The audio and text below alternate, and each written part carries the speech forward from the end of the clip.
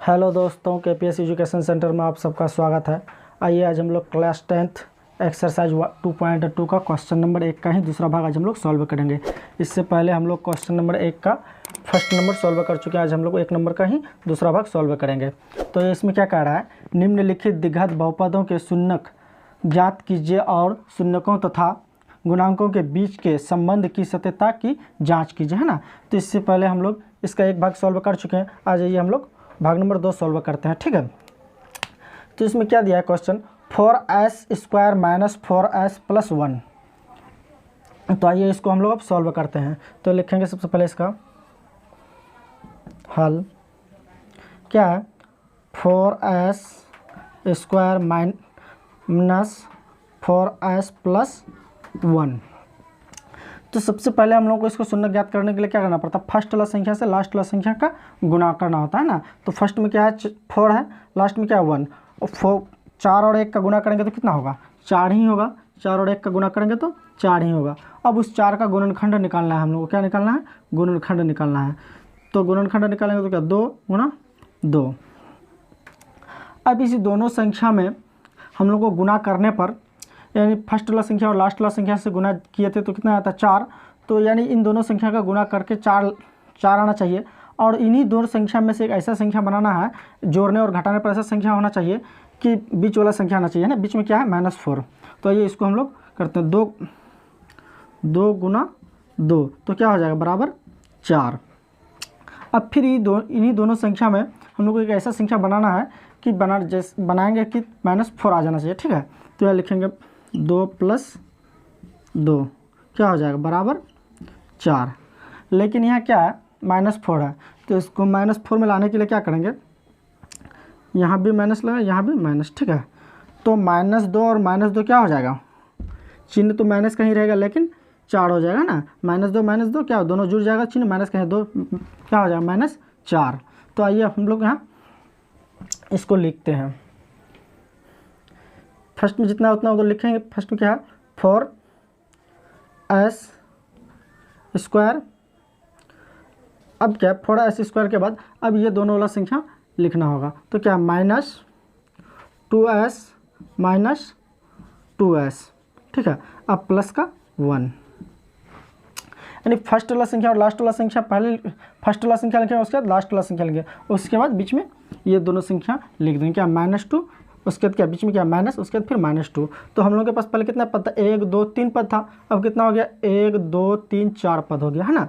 तो इसको क्या करेंगे हम लोग 2 भागों में बांट लेंगे। तो ये अलग अलग कर लेते हैं, यहाँ से 1 भाग, यहाँ से 1 भाग, ठीक है। तो अब इसको हम लोग इसका कॉमन लेंगे। इसको कॉमन क्या ले सकते हैं, ये कॉमन कैसे लेते हैं, कॉमन लेने के लिए यहाँ पर सीखते हैं। क्या है 4s² माइनस 2s। तो यहाँ 4s² है, तो हम लोग 4 को कैसे लिख सकते हैं, 2 गुना 2, फिर क्या है s पर पावर 2 है, तो s को हम लोग 2 बार लिख सकते हैं, s गुना s, ठीक है। अब उसके बाद क्या माइनस, अब क्या है 2 गुना s, ठीक है। तो अब देखना है माइनस का इधर क्या है, इधर भी क्या है, दोनों में क्या मिल रहा है, यानी जो संख्या इधर है वो संख्या इधर है तभी कॉमन ले पाएंगे, नहीं तो अलग उसका प्रोसेस है।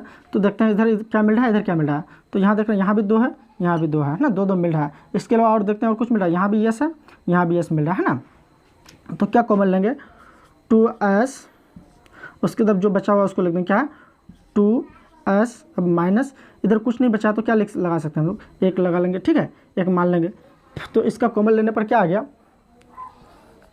2s, क्या है 2s माइनस 1।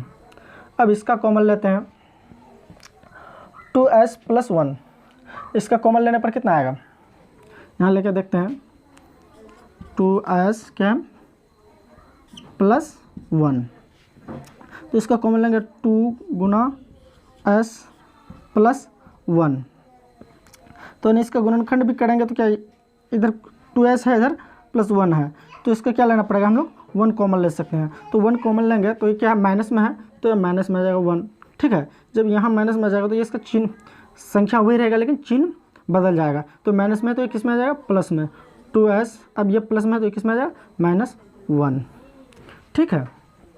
अब इसका हम लोग आइए बाहर वाला संख्या एक साथ कर लेते हैं, अंदर वाला संख्या एक साथ। तो बाहर में क्या है 2s, तो लिखेंगे 2s क्या है -1। अब अंदर वाला क्या है 2s -1, 2s -1, तो यहाँ लिख लेंगे 2s -1। ठीक है, इतना तक हम लोग समझ गए।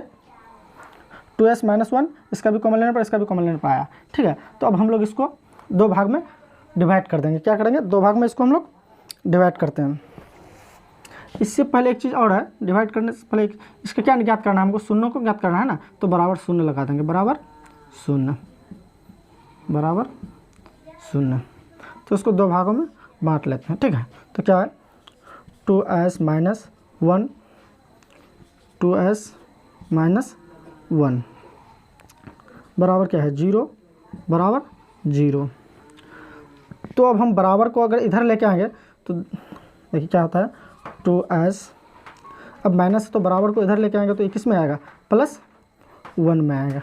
ठीक है, प्लस का चिन्ह छुपा हुआ, तो अब इसको भी इधर लेके आएंगे 2s माइनस में, बराबर को इधर लेके आएंगे तो क्या है बराबर, अब ये -1 में है तो ये भी +1 में होगा। ठीक है, तो अब हम लोग s को बाहर निकालते हैं, तो s को बाहर निकालेंगे तो क्या होगा s बराबर क्या बचेगा 1/2। ठीक है, इसको भी निकालते हैं, s को बाहर निकालते हैं, s तो बराबर क्या बच गया 1/2। तो मेरे पास फाइनल दो शून्य निकल के आ गया 1/2, 1/2।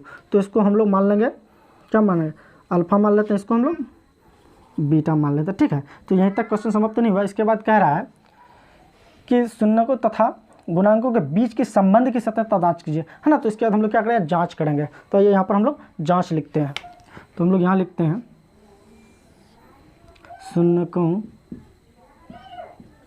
शून्यकों का योग, शून्यकों का योग क्या होता है अल्फ़ा प्लस बीटा, तो लिखें अल्फ़ा प्लस बीटा। ठीक है, अब उसके बाद क्या है बराबर -x का गुणांक, x का गुणांक, x का गुणांक बटा क्या है s स्क्वायर का गुणांक। तो अब हम लोग अल्फ़ा बराबर क्या आया है 1/2 लिख लेंगे, प्लस क्या है बीटा का मान क्या आया है 1/2।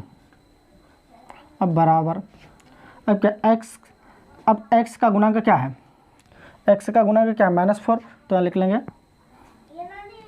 -4। ठीक है, अब बटा क्या है s स्क्वायर का गुणांक, s स्क्वायर का गुणांक क्या है 4, तो लिखेंगे बटा 4।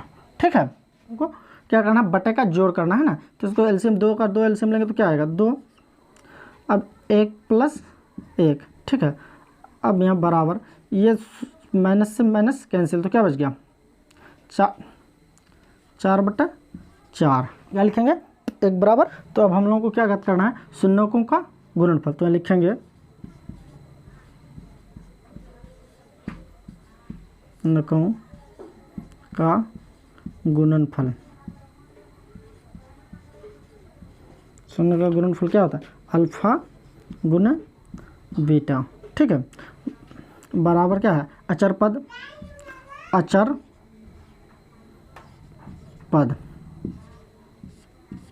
बटा x s का गुणांक।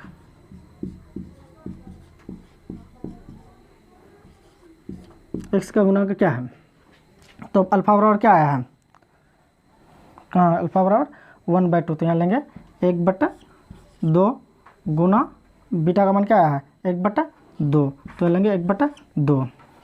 अब बराबर अचर पद क्या है, अचर पद 1 है, तो लिखेंगे 1। अब s स्क्वायर का गुना क्या है 4, तो अब हम लोग गुना 1 गुना 1 करेंगे तो कितना आएगा 1, 2 गुना 2 करेंगे तो कितना आएगा 4, बराबर 1/4। ठीक है, तो अब इसका क्या करना है हम लोगों को, बराबर आ गया तो हम लोग यहाँ लिख सकते हैं, क्या लिख सकते हैं कि अतः बहुपद के शून्याङ्कों तथा गुणांकों के बीच संबंध सत्य है। तो हम लोग यहाँ लिखेंगे अतः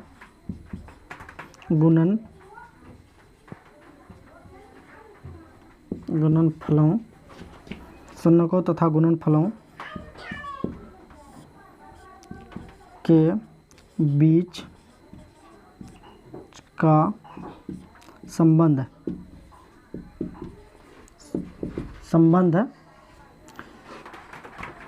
सत्य है।